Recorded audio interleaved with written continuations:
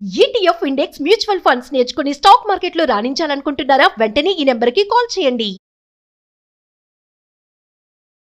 తెలంగాణను దేశానికే కాదు అంతర్జాతీయ స్థాయి స్పోర్ట్స్ హబ్గా మలచాలనేటువంటి కలకి రూపం ఇస్తూ ముఖ్యమంత్రి రేవంత్ రెడ్డి ఒక స్పెషల్ కమిటీని అపాయింట్ చేశారు. ఈ కమిటీలో రామ్ చరణ్ భార్య, అలానే అపోలో వారసురాలు ఉపాసన రామ్ చరణ్కి చోటు దక్కింది. కో చైర్పర్సన్గా ఆమె నియమించారు. అసలు ఈ స్పోర్ట్స్ హబ్ ఏంటి, ఏం చేస్తుంది, ఈ వివరాలన్నీ ఒకసారి విశ్లేషించే ప్రయత్నం చేద్దాం. ఇది ప్రభుత్వం రిలీజ్ చేసినటువంటి జివో YAT&C అంటే యూత్ అఫైర్స్కి సంబంధించినటువంటి డిపార్ట్మెంట్, స్పోర్ట్స్ డిపార్ట్మెంట్.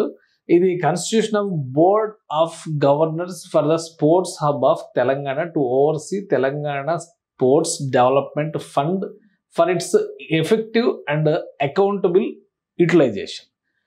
పదే పదే రేవంత్ రెడ్డి గారు ఒక మాట చెప్తూ ఉన్నారు.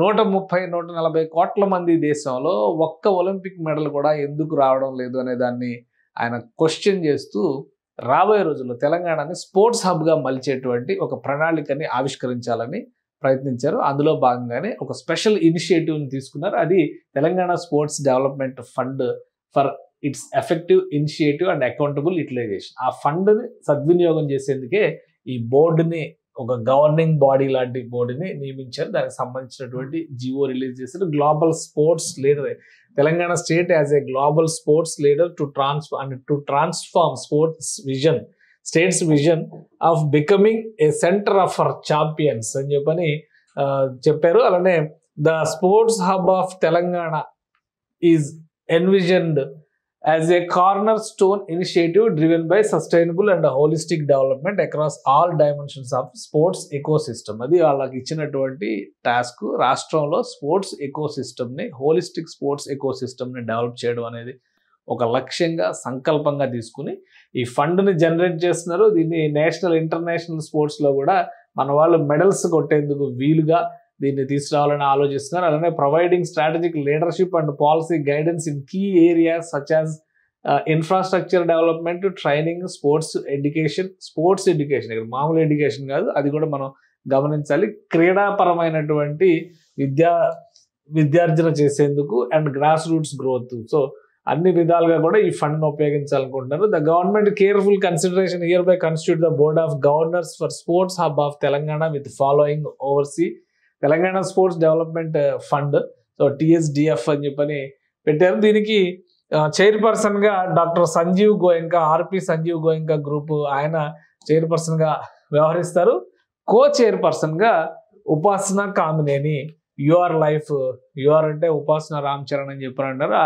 యువర్ లైఫ్ గ్రూప్ చైర్మన్గా ఆమె ఉన్నారు. ఆమె కో చైర్పర్సన్గా ఈ కమిటీకి వ్యవహరించబోతున్నారు. వీళ్ళతో పాటు కేవలం స్పోర్ట్స్ ఈ ఎమినెంట్ పర్సనాలిటీస్ మాత్రమే కాకుండా దీనికి సంబంధించి ఒక స్పెషల్ స్పోర్ట్స్ ఎక్స్పర్టైజ్ ఉన్నటువంటి వాళ్ళని, స్పోర్ట్స్ రంగంలో సేవలు అందించినటువంటి వాళ్ళని కూడా ఈ బోర్డులో మెంబర్స్ చేశారు. స్పోర్ట్స్ ఈ ఫండ్ ఆర్గనైజేషన్కి సంబంధించి ఒక చైర్మన్, కో చైర్మన్గా వీళ్ళు వ్యవహరిస్తే కనుక మిగతా వాళ్ళు ఎవరున్నారు, ఎమినెంట్ బిజినెస్ పర్సనాలిటీస్ కేటగిరీలో మిగతా దాని ఫౌండేషన్స్కి సంబంధించినటువంటి వ్యక్తి, అలానే Kavya Maran, Sun TV network, already చాలా మంది తెలుసు. చెన్నై సూపర్ కింగ్స్ మ్యాచ్లు చూసినప్పుడు కావ్య మారన్ గురించి ప్రతి ఒక్కరు తెలుసుకుంటే, ఇక సి శశిధర్ విశ్వ సముద్ర దీనికి సంబంధించి ఆయనని అపాయింట్ చేస్తారు. ఇక ఎమినెంట్ స్పోర్ట్స్ పర్సనాలిటీస్ కూడా ఈ బోర్డులో ఉన్నారు. వాళ్ళు పుల్లెల గోపీచంద్ బ్యాడ్మింటన్ కోచ్, అందరికీ తెలిసిన ఆయనే.